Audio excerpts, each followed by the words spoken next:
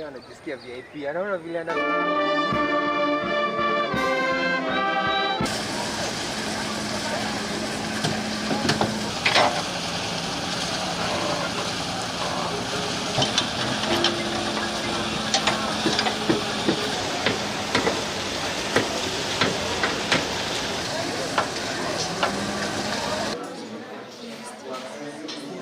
tunajua kuingia kwa rais ni kuingia kwa maendeleo, ni kuingia kwa pesa ya budget, na ndipo nataka nitangazie watu wa Murang'a ya kwamba kutoka wizara yangu peke yake Murang'a kutoka mwaka jana mwaka huu Murang'a imejipatia kulingana na budget ya rais 27 bilioni 27 ya kazi ya housing.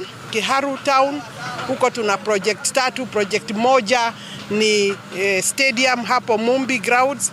Tuko na affordable housing hapo, tunajenga G+14 hapo tu kwa prison, nyumba zaidi ya 165 thereabout. Kutoka hapo tutaingia soko hapo Kiharu na tumalize tuende Kandara. Niseme rais, karibu sana na asanti kwa sababu umekataa kusikiliza siasa. Wewe uko ngangari and you are focused. Tunakupatia support yote ambaye unahitaji. Tukiwa watu wa Murang'a na viongozi, tuhakikishie rais na watu wa Murang'a, hata kama siasa mbaya imeendelea mpaka hata hapa Murang'a, kazi ya serikali inaendelea kwa sababu tunajua hata afya inaboreshwa. Kabila Kenya, tunataka tuungane tuwe kitu kimoja. Ni kweli ama si kweli? Waswahili wanasema umoja ni nini? Si umoja ni nguvu? Mnasema tuungane ama tutengane jameni? Mnasema tuungane? Si ndio? Na mimi nawauliza hawa viongozi wengine wote.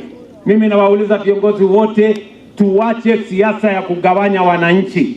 Tuwache matusi, tuwache ukabila, tuwache chuki, tuungane kwa sababu umoja ni nguvu. Kila kiongozi